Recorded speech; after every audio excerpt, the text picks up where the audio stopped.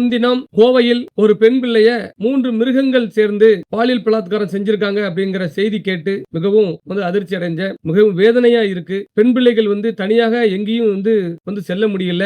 இப்படிப்பட்ட கொடூர குற்றவாளிகளை காவல்துறை கைது செஞ்சு முற்றுல சுட்டிருக்கதா நான் நியூஸ் பார்த்தேன். தமிழக முதல்வருக்கு நான் கேட்கக்கூடியது ஒன்னே ஒண்ணுதான். அதாவது எப்படின்னா, மக்கள் மத்தியில எந்த விஷயம் வேகமா, அதாவது எப்படின்னா, இன்னைக்கு ஒட்டுமொத்த மக்களும் கொந்தளிப்புல இருக்காங்க. அப்ப இந்த குற்றவாளிகளை நீங்க என்கவுண்டர் பண்ணிருக்கணும். இந்த மாதிரி கொடூர குற்றவாளிகளை என்கவுண்டர் செஞ்சு கொல்லணும். இதற்கு மக்கள் உங்களுக்கு மதிப்பெண் அளிப்பாங்க. மக்களுக்கு உங்க ஆட்சியின் மீது நம்பிக்கை வரும். நீங்க முட்டுல சுட்டாலும் மீண்டும் அவன் உசுரோடு இருக்க வரைக்கும் இது போன்ற கொடிய மிருகங்கள் பெண் பிள்ளைகள் மீது இந்த மாதிரி வன்மத்தை தான் வச்சிருப்பான். இந்த சம்பவத்திற்கு நான் வன்மையான கண்டனத்தை பதிவு செஞ்சுக்கிறேன். இந்த பெண் பிள்ளைகளுக்கு நான் சொல்லக்கூடியது ஒன்னே ஒண்ணுதான். உங்களை நம்பிதான் உங்க தாய் தாப்பன் வெளியூர்களுக்கு தங்கி படிக்க வைக்கிறதுக்கு அனுமதிக்காங்க. நம்ம பிள்ளைகள் எப்படியாவது படிச்சு வளர்ந்து வாழ்க்கையில முன்னுக்கு வரட்டும். நம்மளுடைய வாழ்க்கை தான் இப்படி ஆயிட்டு, அப்ப நம்ம பிள்ளைகளாவது நல்லா இருக்கட்டும் அப்படிங்கிற ஒரே ஒரு நோக்கத்துல உங்களை படிக்க வைக்காங்க.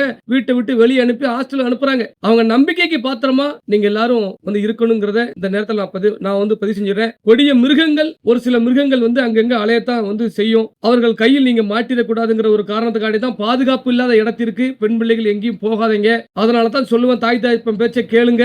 தாய் தகப்பனை மிஞ்சி உங்களுக்கு யாரும் பாசத்தோடு இருக்க மாட்டாங்க. அண்ணன் தம்பியை மிஞ்சி உங்களுக்கு வேற யாரும் பாசம் காட்ட மாட்டாங்க. இடையில வரவன், வழியில போறவங்களாம் உங்க மேல பாசமா இருக்க மாட்டான். உங்க தாய்க்கு தகப்பனுக்கு எப்படி துடிச்சிருக்கும் தெரியுமா? இந்த விஷயம் கேள்விப்பட்ட உடனே அந்த வழியை உங்களால உணர முடியுமா?